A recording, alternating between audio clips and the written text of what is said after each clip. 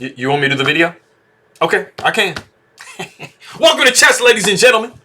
I appreciate you guys very much for stopping by. Like I said, I can do the video, man. You know, I got you. So, we do have one more day until the Singfield Cup does officially start with the games. They're doing the opening ceremonies and everything right now, but we have not started playing any games yet. So I went ahead and went back and grabbed a game between Wesley and Fabiano Caruana, taken out of the Superbet Rapid and Blitz. And this is round 17. It's a really nice game between the two of these guys. You know, they go back and forth, man. You know, it's pretty classic rivalry. They played their first game together. I want to say it was 2004. I did a game. I actually did their first game. So it is in both of these guys' like little folders. But like I said, I mean, I'm pretty sure it was 2004. It was like a junior, like under 12 thing they did. Anyways, all of my people that are coming from the Philippines, I will say mabuhay. Hello ulit. Mabuting pagbati ingat lagi to you guys. I appreciate you guys very much for stopping by. Kamusta na? King Makaibigan. Appreciate you guys very much. But if you guys are ready to go, let's take a look and see what we got for this game, man. So we got the move E4, E5, the knight to F3, knight to F6. So we do have the Petrov's defense, also known as the Russian game. You know, however you want to call it. Knight takes E3, very super standard, like it's absolute best move. We do have the move D6, so, you know, just posing a question to that knight immediately. The knight does come back to F3, and we do see knight takes E4. And we kind of have a branching point. You know, there's a lot of different ways that people kind of like playing in this position. Now, we do see Wesley go knight to C3. So that is what he chooses to play. But you have many different options. I mean, there's, of course, D4 going to be one of the top moves. You have bishop coming to D3. You also have the move D3. Just kind of like however you want to kind of go about it. And these are like more of, you know, some normal ways. These are definitely the strongest ways to play. But knight to C3 is played second most behind the move D4. So like I said, we did see knight to C3. And this does invite... you know, knight taking C3, which is what we see in the game, pawn taking C3. And, I mean, I'm kind of honestly not understanding completely why all of these other moves that I mentioned are requested so much higher by the computer than this move, because it kind of seems like a reverse Roy Lopez type situation. I mean, you kind of get everything opened up. You know, this bishop was already open anyway, but, you know, you got this bishop open, the queen coming, you know what I'm saying, stuff like that. So I kind of feel like, you know, even though you got a little bit of damage with your structure, you know, you kind of have a little bit of something going on. But the computer does not feel that way as much as I do. So we know computers are like crazy and they just like beat the crap out of everybody. So anyways, we do see the move bishop to E7. We got bishop to E3, knight to C6. We got queen to D2. And I mean, this is normally a pretty clear intention that white is going to be castling queenside. I mean, you can also develop bishop and castle kingside. It kind of depends on how you want to play. We do see the move bishop to F5, and then we do actually see castles queenside. We see the queen down to D7, so it might kind of look like black is going to be doing the same thing, right? Well, we do see the move H3, and then we actually see castles short. So as you guys are aware, we have opposite side castling. Did that cover the screen? It does cover the screen. Interesting. That's like the little side stuff. Yes, we do have opposite side castling, so you guys already know what that means. We are going to be trying to, like, kamikaze kill the other opponents with our pawns. So you're going to be seeing a lot of this. So this definitely has a very huge influence on this particular game. We do see king to B1. It's usually a nice thought to get that king kind of tucked away as much as you can when you are on that side of the board. Plus, when you do castle, you don't really have anything protecting the A2 square, and that can become kind of important. The rook F comes to E8. We see knight up to D4. We got knight taking D4 and then bishop taking D4. And then we do see the novelty of the game, which is bishop back to F8. We got bishop up to E6. And then we do see the move A5. And like I said, man, you know, black is trying to get these pawns rolling. Trying to rip open some, you know, positions over here. Get the rooks kind of active and stuff like that. Trying to see if we can checkmate this king real quick. And call it a day. So we do see the move G4. So white is making their attempt at trying to push black back and start to get their own attack going, open some lines. So we do see the move bishop back to E6. And we have actually reached a pretty interesting point in the game because we have a very positional idea that is present. A very nice move. It is actually by far the top move in the position right here. and Wesley So does play it. So if you want to pause the video and see what is the absolute best move in this position, go ahead and do so.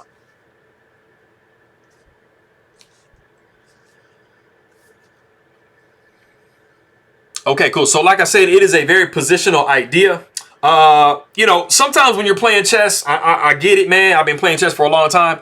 You know, sometimes you get so like, you know, engrossed and like focused on what you're trying to do that you forget that your opponent can play moves too, right? So sometimes you're like all in for an attack, and sometimes your opponent's like, hey, bro, I could play attacks too, right? So when you're thinking of that situation, and especially when you're thinking about what I said earlier, something should be coming to your mind as white. What is black trying to do in this particular situation? If you did come up with the move b5, then the move that you really should be playing on a positional tip should come to mind. And that is exactly what Wesley So does in this position, and it is the move c4. Might look a little bit strange if you're not thinking along those lines, but like I said, if we back up, you absolutely know that black is trying to open lines, and they are trying to push b4, b5, and then b4, and force you to either trade, which, as you can see, this rook and this bishop are both trained on a2, or at least open this b file. And so c4 is making a great effort to make sure that that does not happen without some type of drawback, because as you can see, b5 is not playable immediately at the moment. So for the moment, white has stopped black. So like I said, if you did get c4, congratulations. That is a really great find. And you got a little positional understanding going on. So we do see the move d5. You know, black is trying to make sure that they keep trying to chip away at your ability to prevent the move b5. So all of black's play is centered around trying to open things up. We do see the move c5, trying to keep things closed. And then we do see the move b6. And this is a very critical point. There is only one move that you can really make in this position, and I will come back to this point.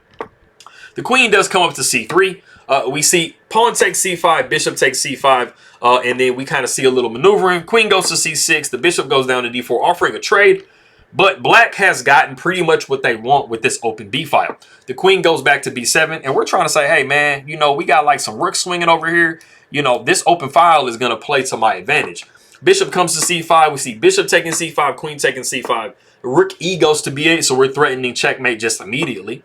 We got the move b3, and then we have the move a4. And as you can see, you know, black is actually doing really, really well here. They literally have gotten everything that they want. You know, they have this dynamic a pawn that's about to rip the position open. You know, they got the b file on lock. So if we back up to the position that I was telling you before, after the move c5, pushed up with white, we do see the move b6. It was absolutely imperative that you actually capture this pawn here on b6, and because you're gonna have a little dynamic potential with this pawn, and more importantly, you're gonna be able to constantly attack black and basically put them on a defensive, and basically make it to where they're kind of one tempo away from, you know, kind of getting what they want. And I'll show you exactly what that means.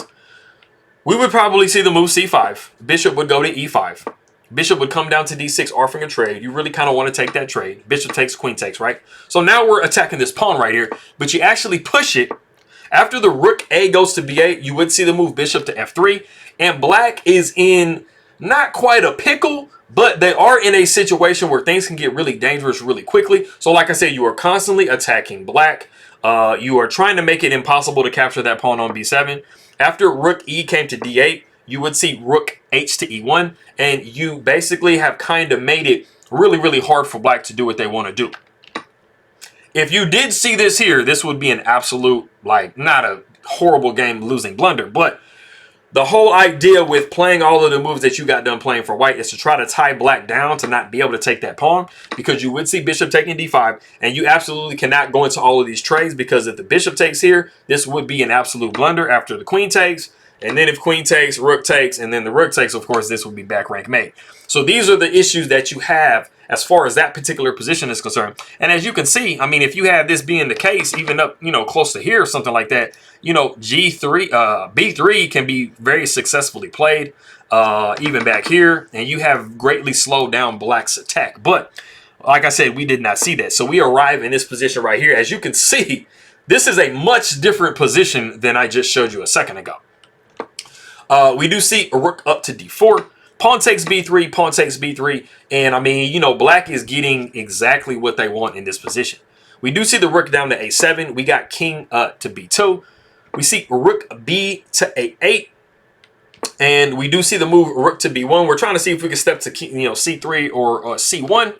We got the rook down to a5 attacking the queen. But we say, hey, man, I'm not even caring about my queen, bro. I'm going to hit your queen. So we're going to go into some trades possibly. But Caruana does sidestep that. And so we got to kind of do something about our queen now. So the rook goes to b5. We do see rook down to a2 a check. The king goes to c3. We see the bishop back to d7. We got the rook down to b4. Rook 2 comes to a5. And we do see the move queen to e7. I mean, you know, Wesley So is defending this like insanely well. What you really kind of wanted to do after the king, good. After the king came to b2, is actually go queen back to a8. And this actually just put a lot more pressure on white. After the rook would slide over to b4, you would see rook over to e8, bishop to f3, and then c6. And black literally has everything completely under control. And they are completely taking over this entire file with arrows like that. But like I said, we did see this position here. And, I mean, everything is pretty well defended. I mean, Wesley So's doing a pretty good job of defending the position.